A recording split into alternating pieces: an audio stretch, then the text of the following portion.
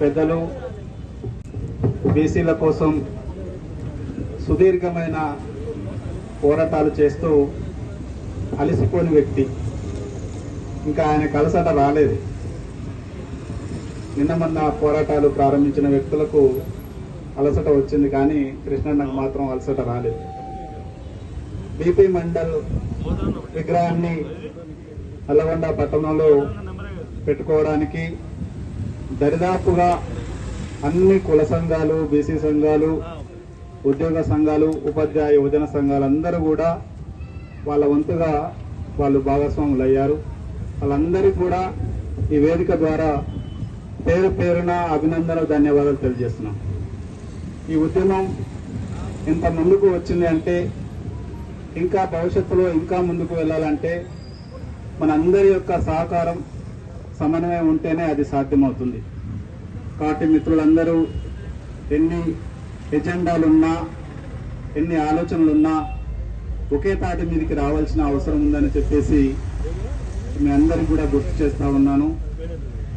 కృష్ణన్న గారు పిలవగానే ఈ కార్యక్రమానికి నేను వస్తున్నాను, ఖచ్చితంగా మీరు ఏర్పాటు చేసుకోవాలని చెప్పేసి వాళ్ళు హామీ ఇచ్చారు. అన్నమాట ప్రకారం బీపీ మండల్ జయంతి కార్యక్రమానికి ఇక్కడికి వచ్చినందుకు బీపీ మండల్ కమిటీ తరఫున వారికి ధన్యవాదాలు తెలియజేస్తున్నాం. థ్యాంక్ యూ కృష్ణయ్య గారు, థ్యాంక్ యూ. ఈ దేశంలో బీసీల సమస్యనే భారతదేశ సమస్య. భారతదేశానికి ఇంకో సమస్య అంటూ ఏది లేదు. అది నిరుద్యోగమైన, పేదరికమైన, నిరక్షరాస్యులైన, అనాథలైన, భిక్షాటన చేసే వాళ్ళైనా, సంచార జాతులైనా, నష్టపోయే వాళ్ళైనా, కష్టపడే వాళ్ళైనా ఎవరైనా ఉన్నారంటే అది బీసీలే.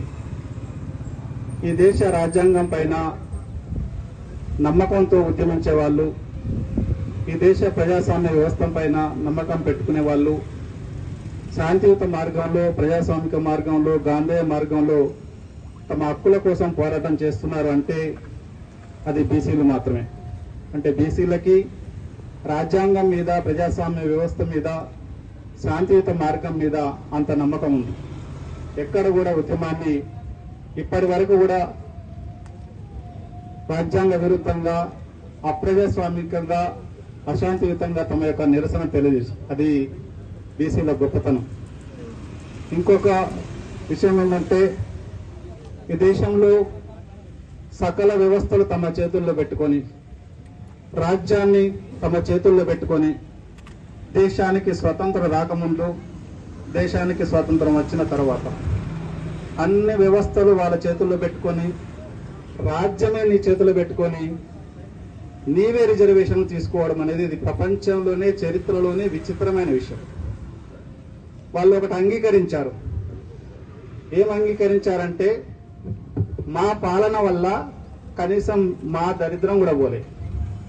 మేము దరిద్రమైన మా పాలన వల్ల, మేము పేదలమైనాం అనే వాళ్ళు చెప్పకనే చెప్పారు. వాళ్ళు రిజర్వేషన్ తీసుకోవడం అంటే వాళ్ళ పాలన అసమర్థుల పాలన, అవినీతి పాలన, వాళ్ళ పాలనలో ఈ సమాజం బాగుపడలేదు, కనీసం వాళ్ళ వర్గాలు, పాలక వర్గాలు కూడా బాగుపడలేదు అని చెప్పేసి వాళ్ళు ఈడబ్ల్యూఎస్ రిజర్వేషన్ తీసుకోవడం వల్ల వాళ్ళు స్పష్టం చేశారు ఈ సమాజానికి.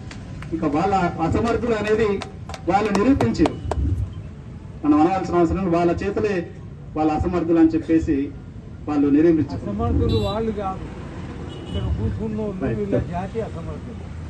మనకి కాంగ్రెస్ పార్టీ తెలిసి తెలియకనో, అనాలోచితంగానో కులగణన అనే ఆయుధాన్ని మన చేతికి ఇచ్చింది. అది మామూలు ఆయుధం కాదు, అది వజ్రాయుధం. దాని వజ్రాయుధాన్ని పట్టుకొని కృష్ణన్న గారు ముందుకు వెళ్ళాలి, కులగణన లెక్క తేలాలి వజ్రాయుధంతో. మీ మీద ఇప్పటికి కూడా తెలంగాణ బీసీ సమాజానికి అపారమైన నమ్మకం ఉంది. మీ వెంట మీరు నిరాహార దీక్ష చేస్తారా, ఆమరణ దీక్ష చేస్తారా, ఎక్కడ చేస్తారో చెప్పండి. మొత్తం యావత్ బీసీ సమాజం మీ వెంట నడవడానికి సిద్ధంగా ఉంది. ఈ ఖడ్గాన్ని మీరు చేతబట్టుకోండి. మీరు అంటుంటారు అప్పుడప్పుడు, మావి నెరవేరకపోతే రాష్ట్రాన్ని అగ్గిగుండం చేస్తామంటుంటారు. ఈ కులగణన అంశాన్ని పట్టుకోండి, వజ్రాయుధంగా మలసండి. మీరు అగ్నిగుండం చేస్తారా, ఈ రాష్ట్రాన్ని ఏం చేస్తారు అనేది అది మీకు బలమైన ఆయుధం. ఈ సామాజిక వర్గాలందరూ కూడా, ఇతర ఎస్సీ ఎస్టీ సామాజిక వర్గాలు కూడా మీ వెంట నడవడానికి, ఈ అంశం మీద నిలబడి ముందుకు పోరాటం చేయడానికి సిద్ధంగా ఉన్నారని తెలియజేస్తూ, మనందరికీ కూడా మనం ఒక ఉద్యమంలో భాగస్వాములమైనాం. తెలంగాణ ఉద్యమాన్ని మనం ముందుండి నడిపించాం, అందరం భాగస్వాములం అయ్యాం. అది మనం స్వయంగా చూసాము. ఆ ఆకాంక్షలు కూడా మనం నెరవేర్చుకోగలిగాం. మన ఉద్యమం, తెలంగాణ ఉద్యమమే మనకు ఆదర్శం. మన పోరాటానికి, మన హక్కులకు, మన అవకాశాల కోసం, మన అభివృద్ధి కోసం పోరాటం చేయడానికి తెలంగాణ ఉద్యమాన్నే మనం ఆదర్శంగా తీసుకోవాలి. తెలంగాణ రాష్ట్ర సాధన కోసం, ఒక ప్రాంతాన్ని రాష్ట్రంగా సాధించుకోవడం కోసం ఏ విధంగానైతే జెండాలు ఎజెండాలు అన్నిటిని పక్కకు పెట్టేసి ఒక తాటి మీదకి వచ్చేసి తెలంగాణ రాష్ట్రాన్ని సాధించుకున్నామో, ఆ తెలంగాణ ఉద్యమం మనకు స్ఫూర్తిగా ఉంటుంది.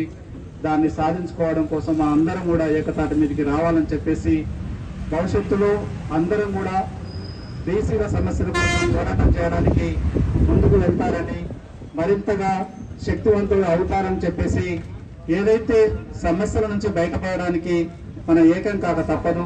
మిత్రులందరూ కూడా ఈ వేదిక ద్వారా పేరు పేరున ధన్యవాదాలు తెలియజేస్తూ, ఇంత పెద్ద ఎత్తున ఈ కార్యక్రమానికి కృష్ణయ్య గారు వచ్చినందుకు, వివిధ కుల సంఘాల ప్రతినిధులు, ఉద్యోగ సంఘాల ప్రతినిధులు వచ్చేసి తమ యొక్క భాగస్వామ్యాన్ని పంచుకున్నందరికీ పేరు పేరున అందరికీ కూడా ధన్యవాదాలు తెలియజేస్తూ సెలవు తీసుకుంటున్నాను. జై బీసీ, జై బీసీ.